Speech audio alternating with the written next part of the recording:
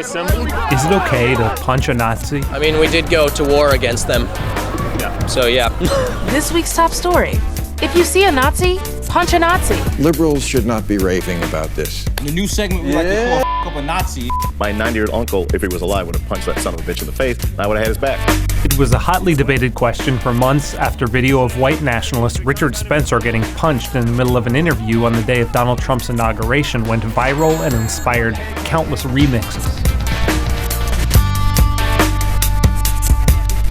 But the question was never really just about Nazis. It was about the acceptability of political violence. And in the following year, the question came up again and again as several high-profile political protests turned violent, including one on the campus of UC Berkeley. We visited Berkeley about a year after that protest turned riot to ask students whether punching Nazis or other deplorables is ever okay. They want to punch the Nazi. I'm not going to judge. It depends on what you define as a Nazi. The people whose words create a culture that sort of ratifies violence against a certain group are punchable.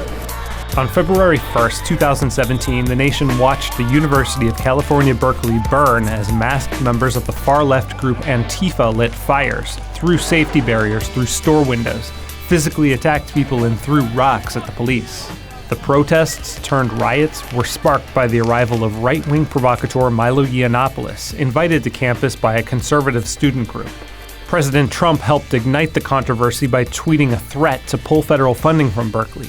Protests continued throughout the rest of the year as more conservative speakers were drawn to the Berkeley campus. The students we talked to said that the violence was carried out almost entirely by outsiders. A lot of outside media comes in and sees, something very sensationalist, like stuff on fire in the middle of Sproul Plaza where we're standing, and takes this to represent that young people are not interested in civil discourse, which is not true. Specifically, if you go back to the Milo riots, one of the things that really annoys me about all of this is that Berkeley students are blamed for all of the damage that happened to our campus. There's just a small group of people, Antifa, you've probably heard of them, and they just come up here, mess everything up, we get paid blames for it, and then all the students are just like, that sucks. Antifa, short for anti-fascist, is a decentralized movement that rejects the tactic of nonviolence and vows to fight whatever or whomever it identifies as fascist by any means necessary. They are taking advantage of the Berkeley campus and the Berkeley students and the Berkeley people, and we're getting a rap for something that's not associated necessarily with us. Pretty much resorting to this force, this violence, pepper spraying just Trump supporters who did nothing other than express their political opinions. That's not what we should be doing at all. And I want to say that that's not what Antifa should be doing either.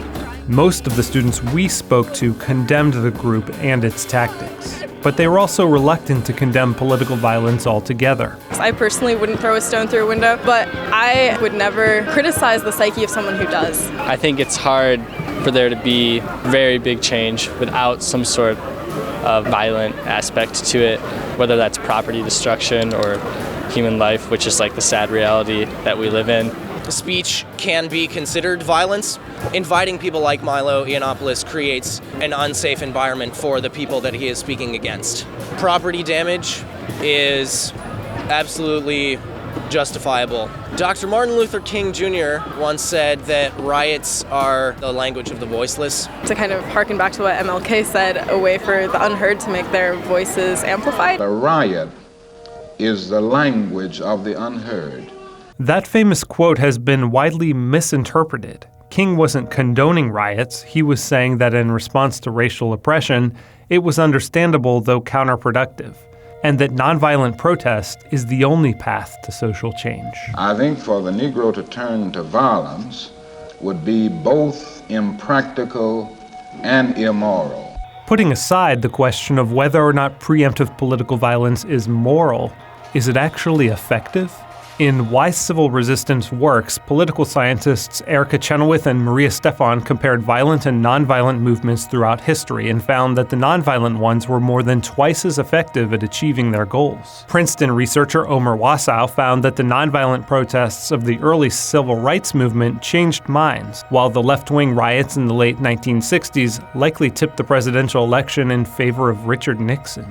And if Antifa members still want to punch so-called Nazis, they should pay attention to the work of historian Lori Marhofer, who studies real Nazis and says the party often rallied close to its adversaries in order to provoke them, drawing a violent reaction that swayed public opinion in its favor.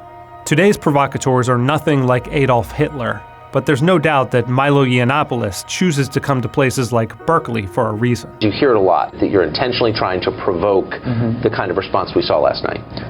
Well, my response is, so what? Who cares? I'm an entertainer, I'm a performer. I personally think that the Milo protests caught on so much fire because of the sheer intensity of the people protesting against him. It sounds like you're saying the best way to deal with someone like Milo is to ignore him. Well, that's what you do with trolls, right? Don't feed the trolls. Feed the trolls. We got played. The response to the assault on Richard Spencer was hardly the only instance of a blasé media response to violence. The brutal attack on Senator Rand Paul, which left him with bruised lungs and 6 broken ribs, was met with jokes and suggestions that he had it coming because of his libertarian views. Is it justifiable to act violently towards someone who comes to campus and is advocating against universal health care? I don't think I'd punch that person. Yeah. Is it okay for someone else to?